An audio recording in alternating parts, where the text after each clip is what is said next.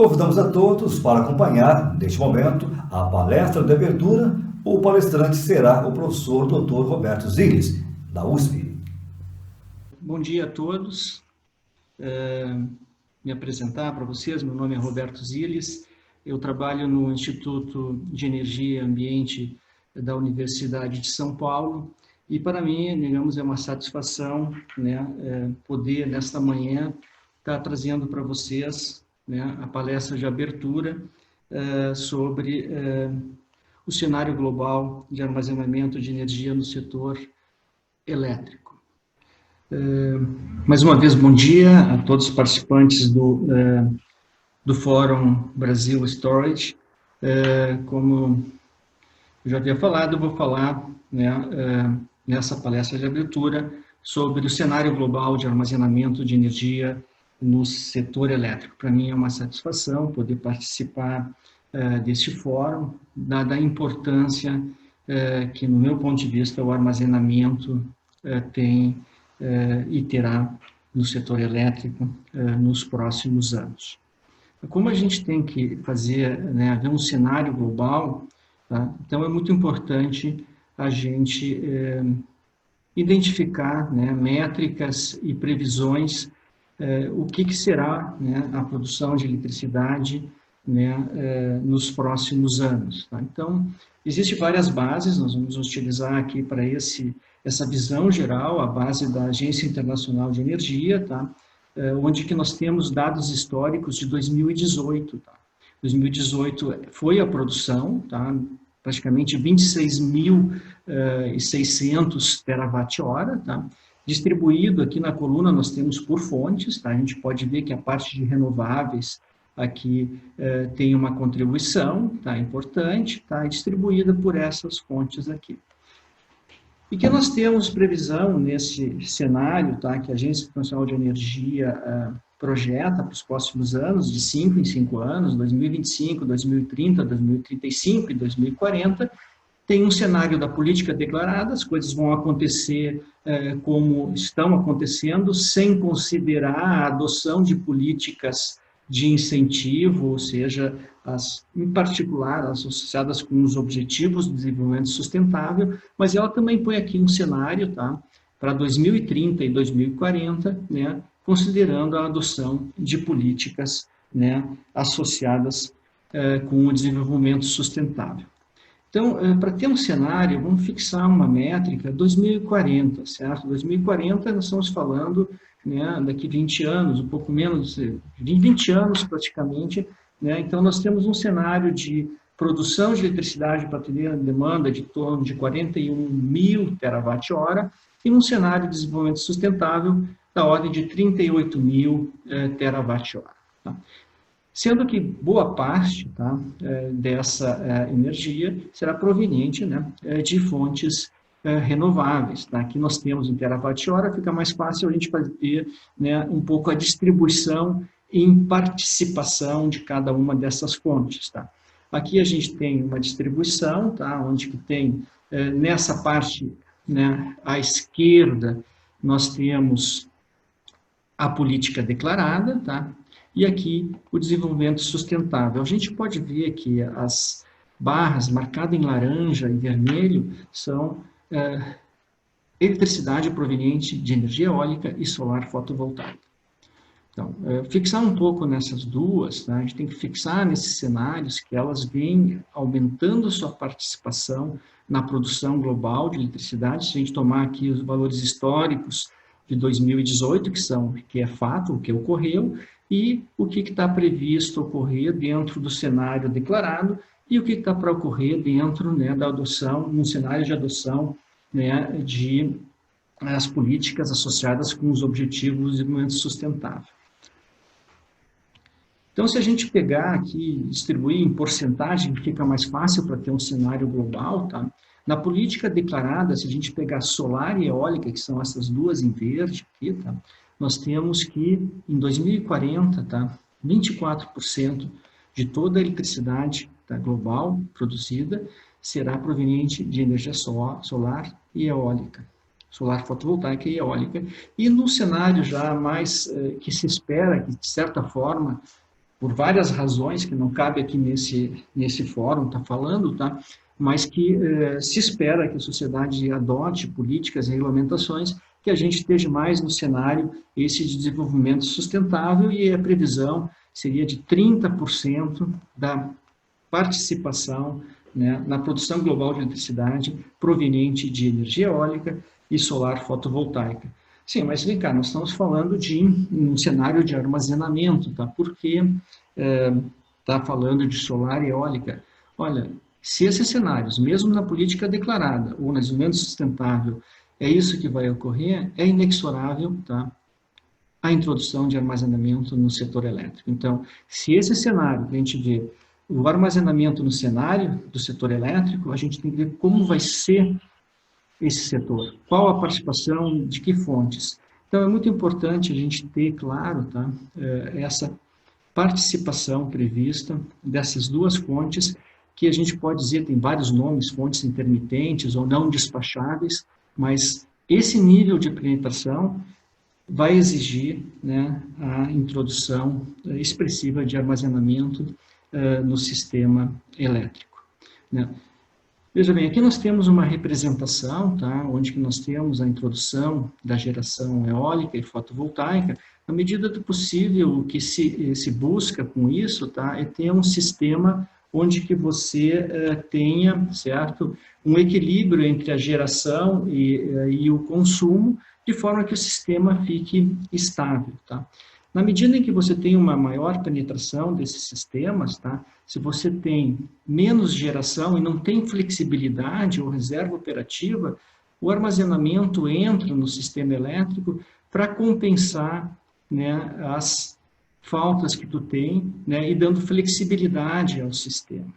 Também pode acontecer uma situação contrária, né? Digamos, eu posso ter uma situação onde que você tem, né, mais geração eólica e fotovoltaica não despachável, ou você desperdiça ela, mas você tendo armazenamento no meu sistema elétrico, você tem como armazená-la para um uso, né, posterior, tá? Então, dentro do cenário que a gente vê, né, no setor elétrico, introdução mais expressiva de energia eólica e solar fotovoltaica, o que nós temos que fazer com o sistema? Independente de introduzir o armazenamento, né, se o cenário é a participação expressiva dessas duas fontes, a gente vai ver, bom, qual é a flexibilidade que eu tenho no sistema de potência atual. Se eu faço uma linha, né, onde que eu estou a minha geração, que é o meu produto, que é a energia, e vai escoar pelas linhas de transmissão, distribuição, até chegar à demanda, então nesse eixo do X aqui,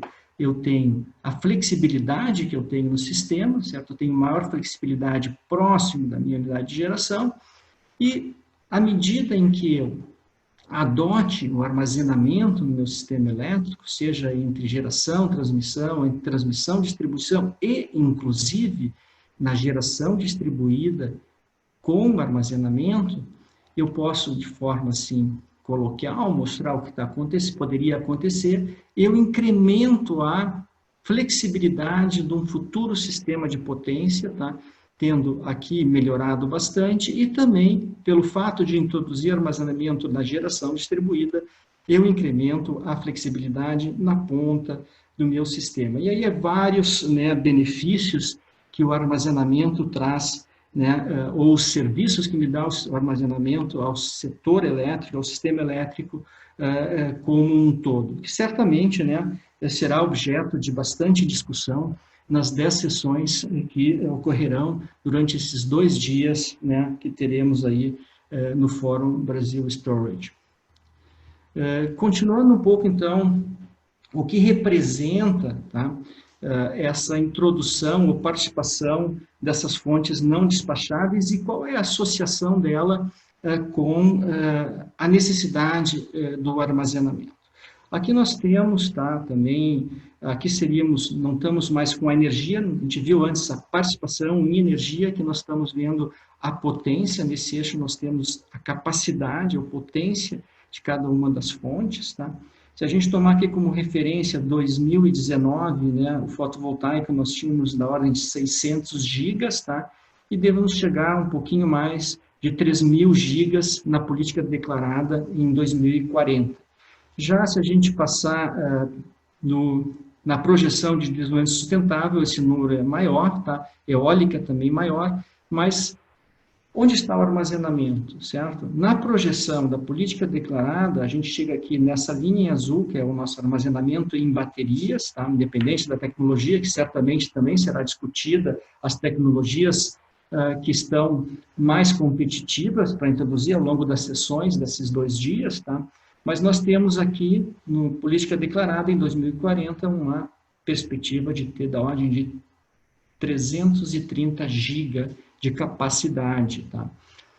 E se nós vamos para a projeção de política de desenvolvimento sustentável, nós vamos ter em torno de 550 GB de capacidade, teremos de ter essa capacidade em armazenamento para dotar o sistema de flexibilidade. É claro que essa proporção, tá, vai depender muito da característica de cada um dos sistemas, tá? Por exemplo, o sistema na Índia, né, prevê para 2040, se seguir como é que está, são 120 gigawatts de capacidade só em armazenamento, e na União Europeia 35 gigawatts de capacidade, tá? Isso a gente pode ver melhor aqui, tá? Onde que tem o custo de capital, certamente também será discutido ao longo das sessões, tá? Isso é um custo de capital associado com o armazenamento, tá? Os quilowatt-hora, dólares de 2018, tá? Evidente que o que está se instalando, alguns sistemas é um pouco mais com isso, que tem a infraestrutura de rede, tá? Mas a previsão, né, sair dos $400 por quilowatt-hora e chegar em 2040 a algo próximo a $200 por quilowatt-hora, tá? Esses números aí estão se referindo à tecnologia de bateria de lítio, certamente haverá, né, discussões, né, aí que tem sessões de novas tecnologias, baterias avançadas, e vão mostrar um pouco, né, o estado atual que está isso. Mas vamos tomar isso como referência, tá? E aqui nós temos, tá, o cenário para a política declarada, onde a gente chegaria nos 330 gigawatts de capacidade em armazenamento, e na política de desenvolvimento sustentável, 550 gigawatts. Tá? Tenha em conta que todo esse cenário refere-se a um regime de 4 horas, tá, do sistema de armazenamento. Se a gente considerar somente as 4 horas, tá, que é a energia útil, nós estamos falando, mesmo na política declarada, nós teríamos que ter no sistema elétrico como um todo, da ordem de 1.320 gigawatt-hora, tá? E na política de desenvolvimento sustentável, um pouquinho mais de 2.000 gigawatt-hora. Isso é de energia útil, independente se é lítio ou seja outra forma, outra tecnologia de armazenamento.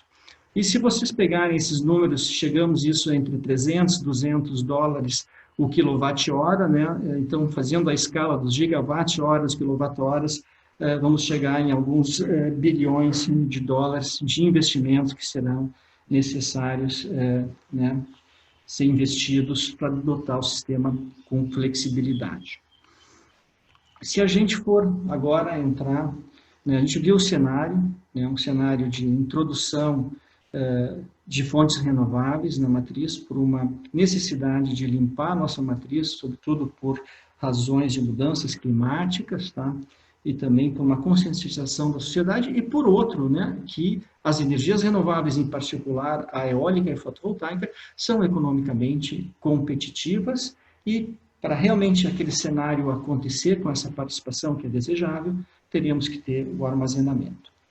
Agora, isso para acontecer, tá, não depende só de uma situação econômica, né, depende muito como se vai ver esse sistema. Se a gente pegar o sistema elétrico, produtos e serviços, tá, isso há bastante discussão sobre isso, tá, inclusive a gente discute num projeto de P&D estratégico que nós estamos conduzindo aqui na USP, junto com o Grupo ISA, tá. O único produto que a gente tem no sistema elétrico é a energia. O produto que se tem é a energia. O demais são serviços. E, na minha opinião, e que a gente está em discussão nos projetos, no projeto de P&D que a gente conduz, né, do Estratégico 21, O armazenamento, ele deve ser considerado um serviço, seja serviços ancilares, infraestrutura de transmissão, distribuição, serviços do consumidor na GD, certo? Essa questão tem que dissociar, certo? O armazenamento da geração, certo? Ele é um serviço, ele pega a energia que foi produzida por uma fonte independente, se é hidráulica, termoelétrica, eólica ou solar, e armazena ela para um uso posterior. Ele está oferecendo um serviço, não é energia nova no sistema. Isso é muito importante, sobretudo para a inserção de solar e eólica, para as possíveis regulamentações que podem surgir para adotar o sistema de flexibilidade, tá? E evitar exigir dessas fontes, tá? Que elas sejam, né, também ofertam uma flexibilidade que ela pode ser ofertada como flexibilidade para um novo agente que entra no sistema elétrico. Bom, desses serviços, tá, considerando, tomando da premissa que eu digo uma posição do meu ponto de vista e do que também a gente tem discutido em alguns projetos dos P&D estratégicos. Tá? Então, são os serviços que a gente tem, vários deles que podem ser citados aqui, seja serviços de energia, serviços ancilares, infraestrutura, seja transmissão, distribuição e também na parte de GD. Eu não vou tocar nenhum desses assuntos, mas são os serviços que eu posso ter com armazenamento. Então, insisto, armazenamento, né, oferece serviços e que me dão flexibilidade, né, para a operação do sistema, certo?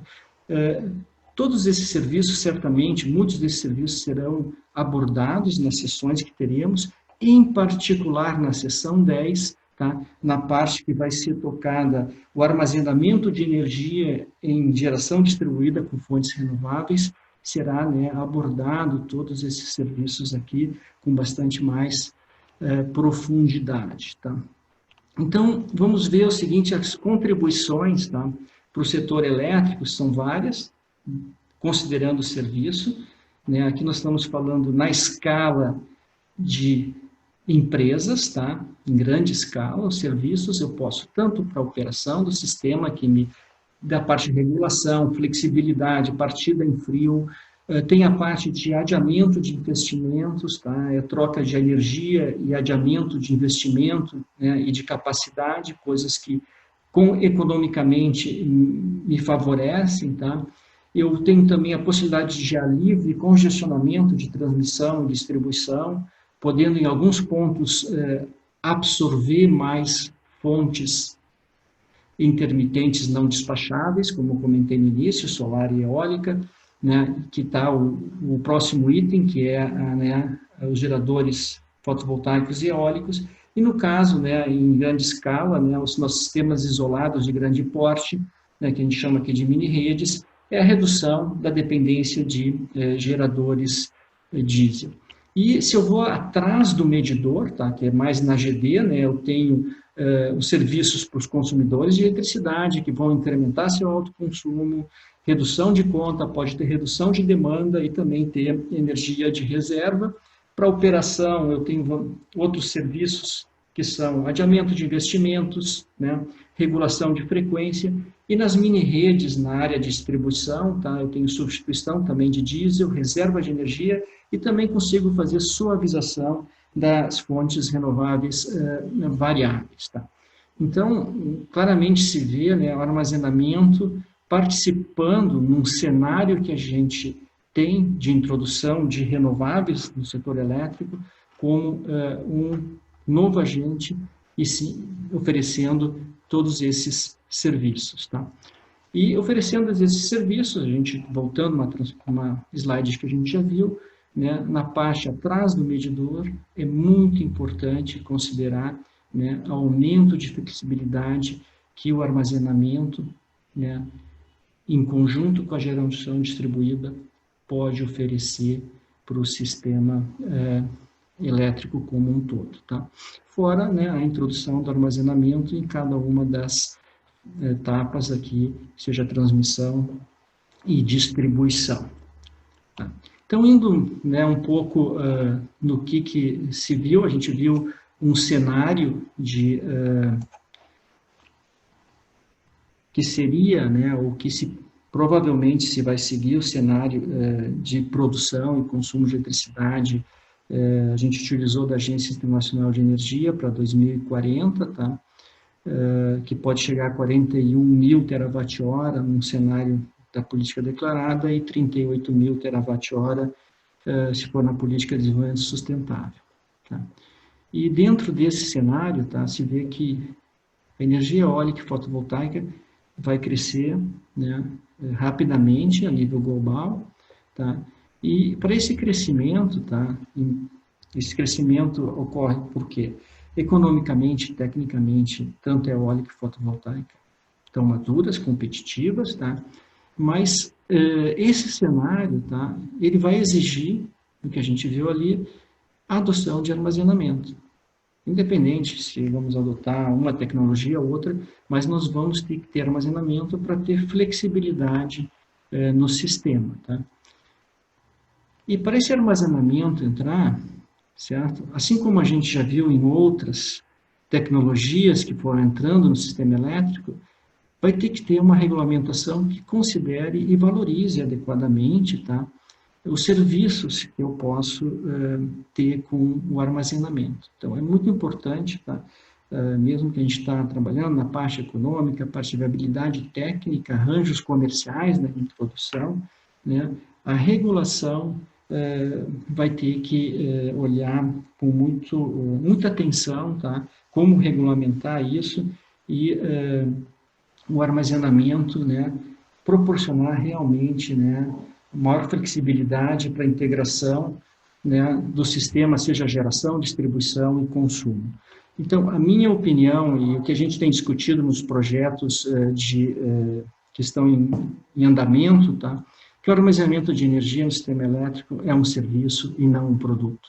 Acho que tem que trabalhar com esse ponto de vista, né, o produto que a gente tem no sistema elétrico, na geração, é energia, e o armazenamento não é energia nova. Ele pega a energia que já foi produzida no sistema e a armazena para utilizar num outro período, ou absorver energia que está sendo produzida e eu não tenho como estocá-la, porque ela não é despachável. Então, é muito importante dissociar, né, o armazenamento da geração, e nas regulamentações que estão, né, em discussões, já tivemos tomadas de subsídios com muitas participações, um pouco ir nesse caminho.